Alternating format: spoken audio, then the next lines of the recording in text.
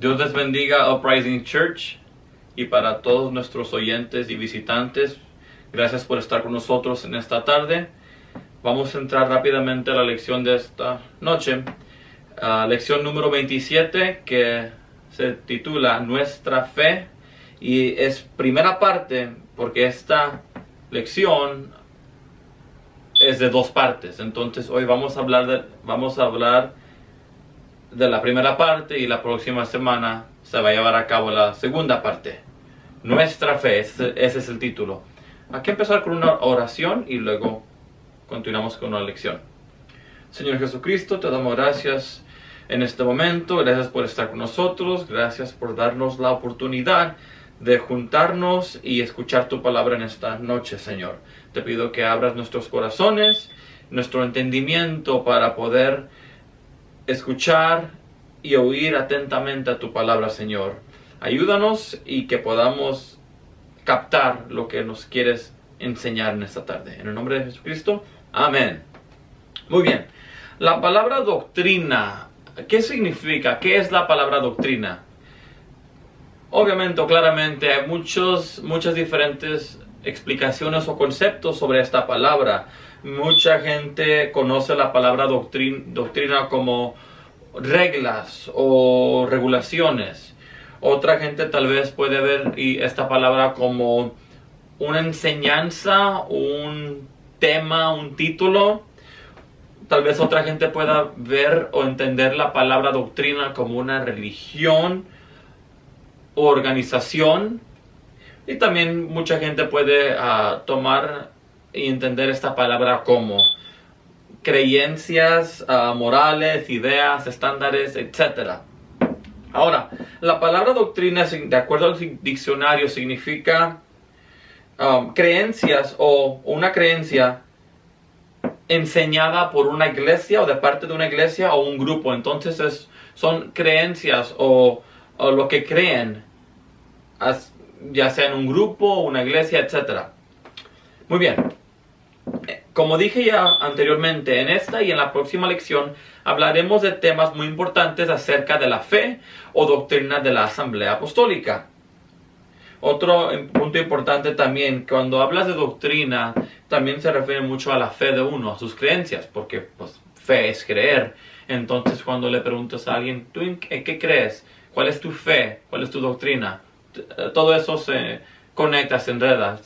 Estás hablando de la misma cosa. Muy bien. Nuestra iglesia abraza la doctrina de la unicidad de Dios y practica el bautismo en agua en el nombre de Jesucristo. Entonces ahí ya van dos puntos muy importantes y claves. El nombre de Jesucristo, que es motivo por el cual es considerada parte del movimiento del nombre de Jesús y el movimiento de unicista. Nuestra iglesia cree además en el bautismo del Espíritu Santo, por lo que forma parte del pentecostalismo. Podemos definirnos entonces como pentecostales en experiencia y apostólicos en doctrina. Muy bien, a continuación, quiero empezar con el punto de la Biblia. ¿De dónde proviene nuestra doctrina? Y la respuesta es de la Biblia. Y esto es así porque nosotros creemos que ella es inspirada por Dios, que ella es la infalible palabra de Dios, como lo afirma ella misma. En el libro de 2 de Timoteo, capítulo 3, versículo 16, podemos leer: toda la escritura es inspirada por Dios y útil para enseñar, para redarguir, para corregir, para instruir en justicia. La Biblia presenta la verdad divina al hombre. Por lo tanto, toda la doctrina, fe, esperanza y todas las instrucciones para la iglesia deben basarse en y armonizar con la Biblia. Este libro sagrado debe ser leído y estudiado por todos los hombres que desean conocer a Dios. Sin embargo, la Biblia solo puede ser comprendida por aquellos que han sido ungidos con el Espíritu Santo. Entonces, claro que Dios quiere que leamos la Biblia y la estudiemos, pero tenemos que tener cuidado porque no solamente es suficiente leer la Biblia, tenemos que entenderla. Y con nuestra mente o ojos o vista natural o carnal, no se puede entender ni captar bien lo que dice la Biblia. Entonces, para eso necesitamos, como dice aquí, ser ungidos con el Espíritu Santo. En otras palabras, tener revelación de Dios, discernimiento espiritual. La unción que vosotros recibisteis de Él permanece en vosotros y no tenéis necesidad de que nadie os enseñe. Así como la unción misma os enseña todas las cosas y es verdadera y no es mentira, según ella os ha enseñado permanecer en Él. Y eso se encuentra en el libro de Primera de Juan, capítulo 2, versículo 27. También tenemos otra lectura. Ninguna profecía de la Escritura es de interpretación privada, porque nunca la profecía fue traída por voluntad humana, sino que los santos hombres de Dios hablaron siendo inspirados por el Espíritu Santo. Y esta Escritura se encuentra en 2 de Pedro, capítulo 1, versículos 20 al 21. Muy bien, el próximo punto que quiero hacer es sobre el tema o el título, el único Dios verdadero. Creemos que existe un único Dios infinito y eterno en poder. Un Dios que es santo en naturaleza, atributos y propósitos. Él es absoluto y su deidad indivisible. Este único Dios verdadero se reveló como Padre en la creación, como Hijo en la redención y como Espíritu Santo en nuestros corazones. Hay que leer lo que dice el libro de Primera de Corintios, capítulo 8, versículo 6. Para nosotros, sin embargo, solo hay un Dios, el Padre del cual proceden todas las cosas, y nosotros somos para Él, y un Señor Jesucristo, por medio del cual son todas las cosas, y nosotros por medio de Él. También otro versículo, Efesios capítulo 4, versículo 6, dice, un Dios y Padre de todos, el cual es sobre todos y por todos y en todos. Otra escritura, 2 de Corintios capítulo 5, versículo 19. Dios estaba en Cristo reconciliado consigo al mismo, no tomándoles en cuenta a los hombres sus pecados, y nos encargó a nosotros la palabra de la reconciliación. Las Escrituras nunca intentan probar la existencia de Dios. Ellas asumen desde el inicio y declaran a lo largo del tiempo que el conocimiento de Dios, es universal, que ha sido colocado en la conciencia del ser humano por Dios mismo desde el principio del tiempo. Ahora, otra escritura, porque lo que Dios se conoce les es manifiesto, pues Dios se lo manifestó. Y eso se encuentra en Romanos capítulo 1, versículo 19. Mostrando la obra de la ley escrita en sus corazones, dando testimonio su conciencia y acusándoles o defendiéndoles sus razonamientos. Esa es otra escritura que se encuentra en Romanos 2:15. Dios es invisible, incorpóreo, sin partes o sin cuerpo, y por lo tanto sin ninguna limitación.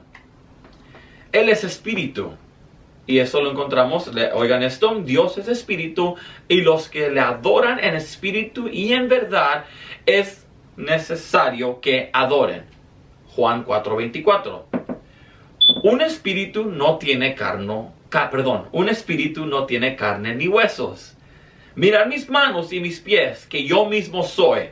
Palpar y ver, porque un espíritu no tiene carne ni huesos, como veis que yo tengo. Eso lo dijo Jesús en el libro de Lucas, capítulo 24, versículo 39. Dios es único e indivisible. Marcos 12:29 dice, el primer mandamiento de todos es, oye Israel, el Señor nuestro Dios, el Señor uno es. Deuteronomio 6:4 también dice, oye Israel, Jehová nuestro Dios, Jehová uno es. Miren cómo, aunque en uno se refiere al Señor, nuestro Dios, y en el otro Jehová, nuestro Dios, pero al final de cada de esos dos versículos dice, uno es. Y otro versículo, un Dios y Padre de todos, el cual es sobre todos y por todos y en todos. Eso se encuentra en Efesios 4:6. Como ya dijimos, Él se ha manifestado de varias maneras, siendo las más importantes como Padre en el Antiguo Testamento, como Hijo en el Nuevo Testamento al habitar en la carne y como Espíritu Santo derramándose en nuestros corazones.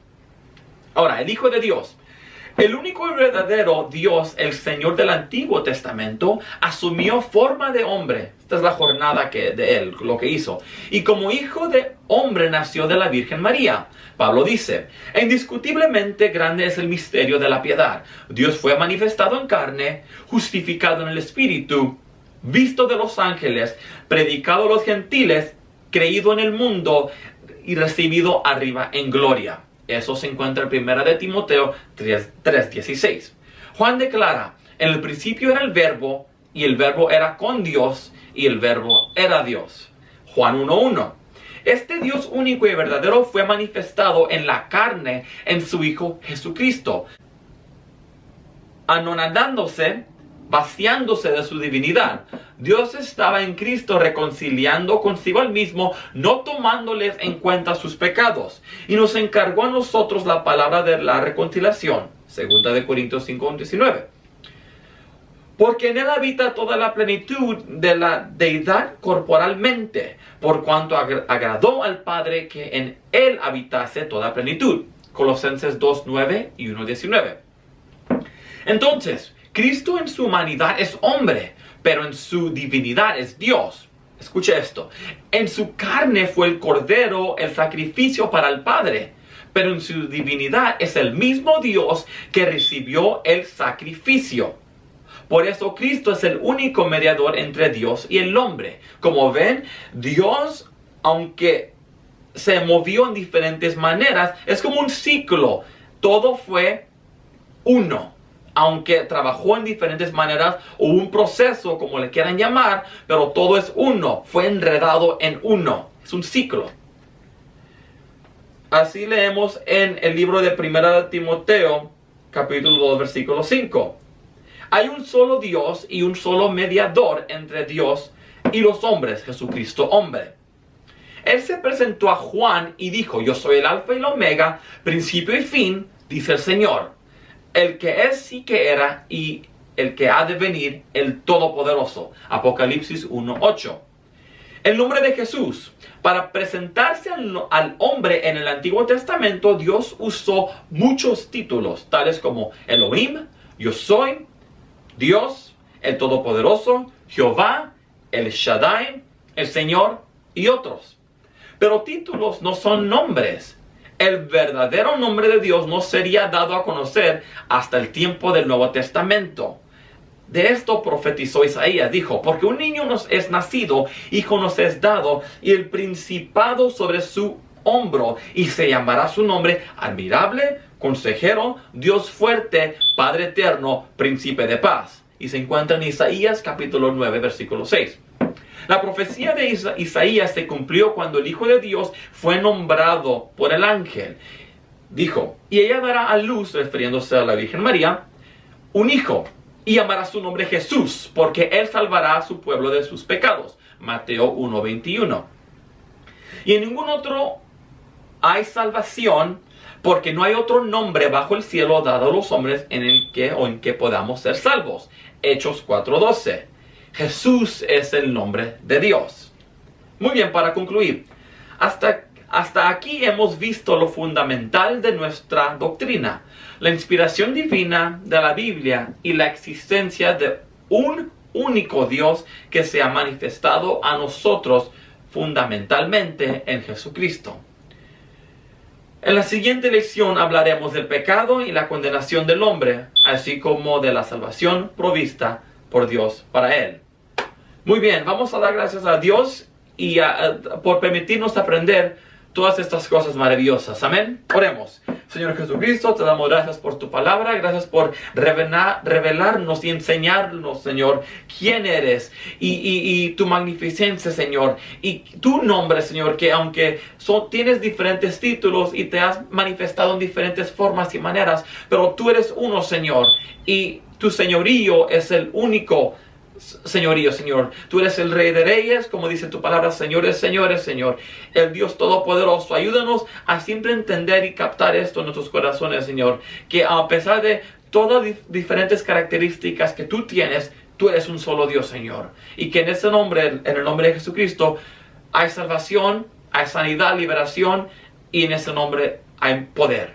Ayúdanos, Señor, y te pido que nos ayudes en esta semana con todo lo que tengamos que hacer. En el nombre de Jesucristo, amén. Dios les bendiga, buenas noches.